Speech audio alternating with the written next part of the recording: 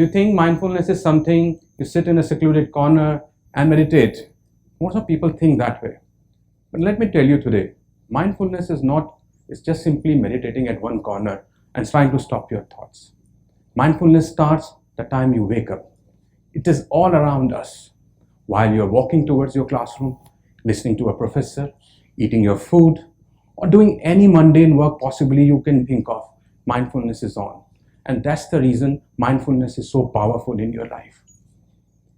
Today, I'm going to talk about mindfulness, and I thank you all for you have come to listen to me, and this is my first TED Talk, and I will be sharing many things which I have not shared any time before. So, mindfulness is all about, I read a Gita's quote, mind is your best friend when it's under control and is your worst enemy when it is not.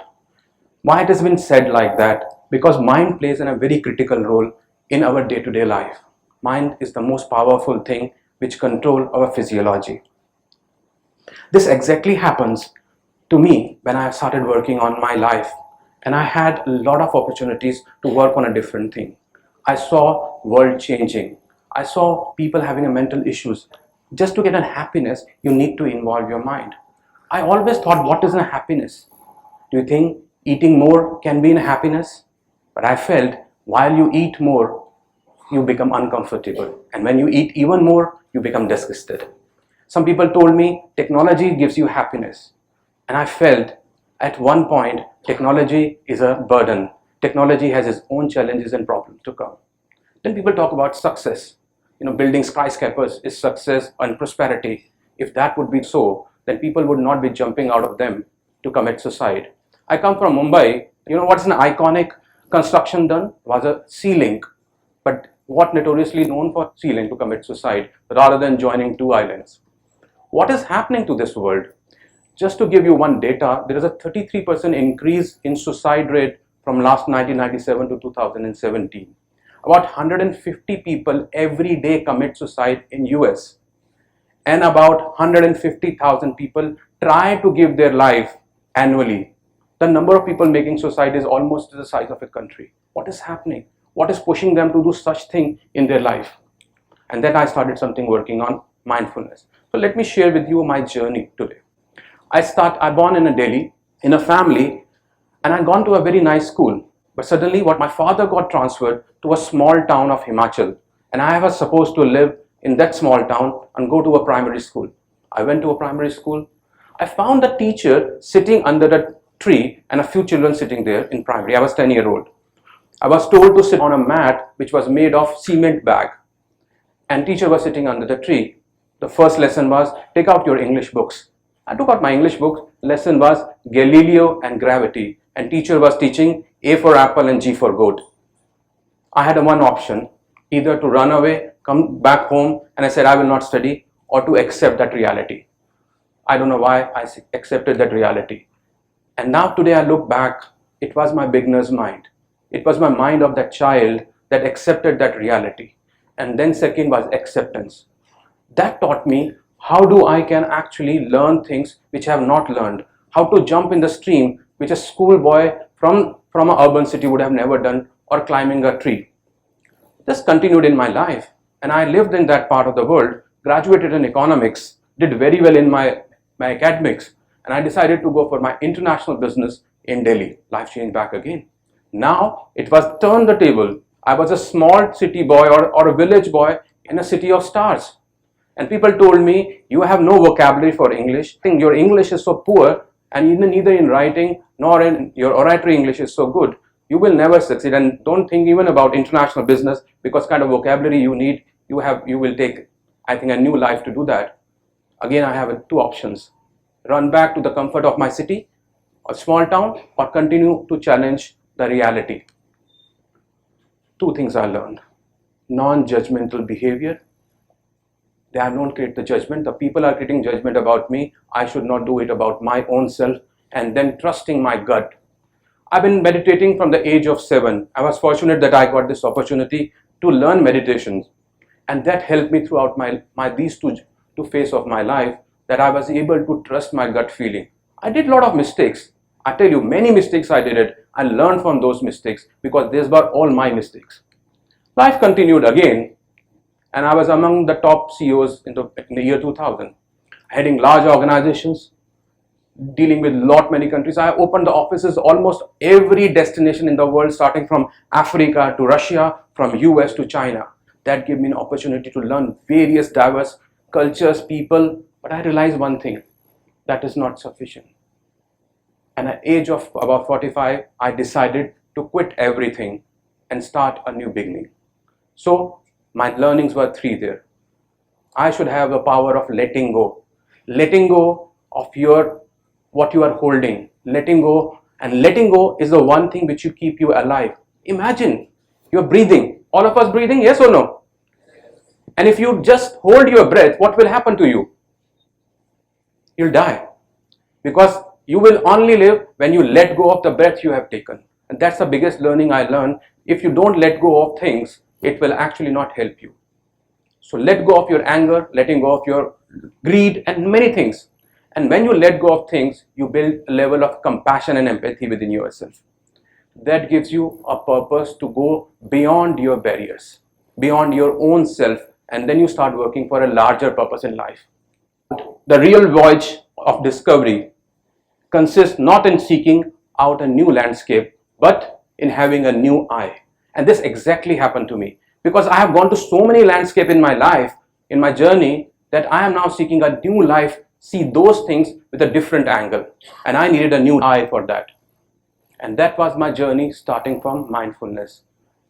And friends, this journey started a few years ago. Today, I run one of the largest conferences in Asia called Mindfulness India Summit, where the topmost neuroscientists, thinkers, and people from all walks of life come and share the view. We just concluded 2 days back. And I'm proud to say that it's one of the biggest one in Asia today. What happens? What is mindful reality? So one world is what you are living in today, is where you think. What you think, if I stop thinking, what will happen to me? I just give you one small example. Thinking is like holding a thought and thinking that what you are today. Mind and body works together. The body's strength and performance depend on endurance of your mind. And if what you are thinking makes what your body is. Most of people think that what they are thinking is right or wrong, but they're still stuck in thinking. And that is the reason they repeatedly do the same thinking process, and life gives them the same opportunity, same situation back and again in different form, because they are not changing their thinking. Then comes the world called feeling. Feeling is a very important world. Some people think from the level of feeling, from emotions. We think what is happening in our emotions. We think what is happening inside. So there are second people. One is a cognitive thinker and one is the emotive thinkers. We think from heart. We feel things. So that's the second level of layer, thinkers and feelers. What happens? Is there anything beyond that? That was my quest. Is there anything beyond? And then comes the mind, which observes. You have one thing which observing what is thinking and who is feeling. And that's your observing reality. But this reality doesn't end here. So thinking reality, why I call thoughtfulness, feeling reality, I call it heartfulness or emotive, and observing reality, I call mindfulness or wakeful reality or wakefulness. And for that, you need awake to reality. And this awake to reality is, which is observing who is thinking, who is feeling, and who is observing. So if you can think in this dimension of imagine that you are observing, yourself observing what is you are thinking, what are you feeling, and what are you observing. And that is the level of your mindfulness. That is level of your creativity. So would you like to experience this creativity? How many of you? If you would like to, I will take you to a small journey. I can explain mindfulness many times, but when you start to experience it, let's do a small experience, okay? All of you just sit a little straight. We'll do a very short, okay? Let's not spend too much time. Take one breath. Close your eyes or keep your eyes open. Take one breath and just let it go, and then take another breath in. And feel what's happening in your head now. Just observe what is happening in your head. What are you thinking? Do not try to stop it. Stay with the breath. And now, Go to your heart. Feel your chest. What's happening in your chest? How are you feeling now? Whatever it could be, anxiety, happiness, fear, whatever is happening, feel your heart now. Take a breath in and then let it go. So keep the track of your breath as well while you're feeling. Now take another breath and feel your stomach, feel your gut. And while feeling your gut, observe what's happening in your head, what's happening in your chest, and just take your left or right hand and keep it on your heart.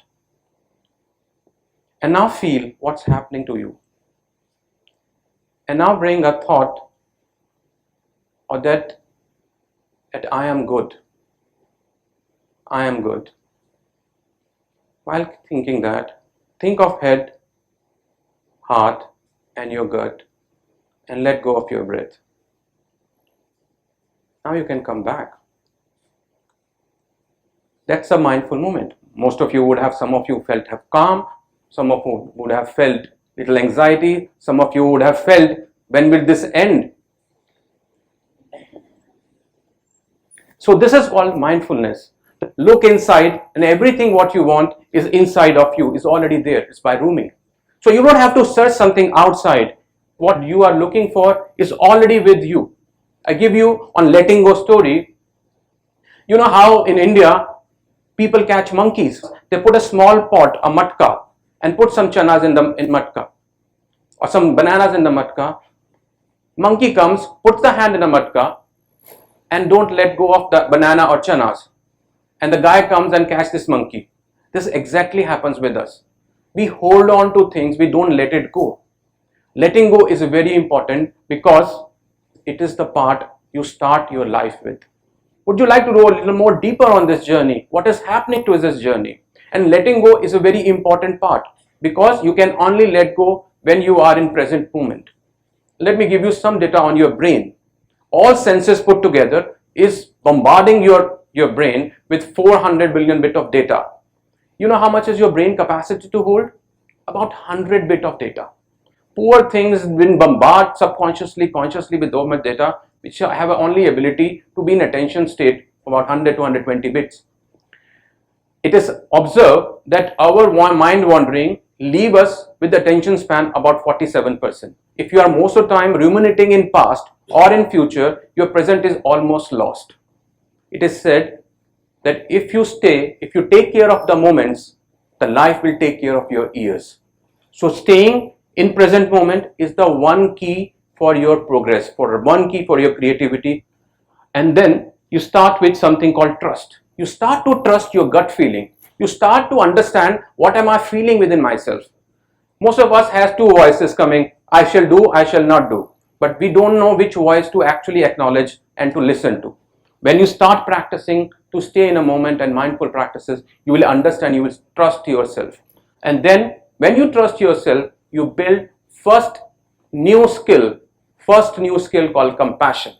Compassion for your own self and empathetic about ourselves, which leads us to empathy to others. And that leads to gratitude. When we are empathetic, we are trustful, we are in a moment, we are gratitude for it because we are acknowledging every moment. And then our awareness is so vast that we are one, thankful for it, second, we are compassionate, and we are trusting, which leads to something called interconnectedness. So if you are thinking your universe is alone, then you are mistaken, because something called collective intelligence. How you tap into this knowledge, how you tap into this universe which is filled with so much of amazing information on biology, on physics, on chemistry, on engineering, so many information. When you stay in the present moment, you can only tap into that when you are really connected within your own self, because the route to that interconnected network goes from inside, not from outside. More you stay out, more less connected you are. You have to stay out sometime, but you should have ability to go back in. And then it comes with the kindness. The basic word, the communication tool is kindness. I just told you 60 bits of data is required for one-to-one communication, which means you cannot concentrate more than 60 bits more anything. Imagine if so many people talking, how will you get that data within yourself? Kindness is one language, it is by Mark Twain, that deaf can hear, and blind can see. If you are kind to people, you don't have to say something. It's already been expressed. So, my friends, today the learning which I wanted to share with you, it took me a journey of 50 years to understand. You are your best person. This is your best season. This is your best time. Every moment is your best time. You just need ability to tap into that moment, connect with your inner being, and I tell you, you will be the most successful. You don't have to look for somebody. What you are seeking is already seeking you. What you are thinking is already happening inside. Connect with your own self and be mindful. And I'm so glad that I'm sharing this information with you. Thank you very much.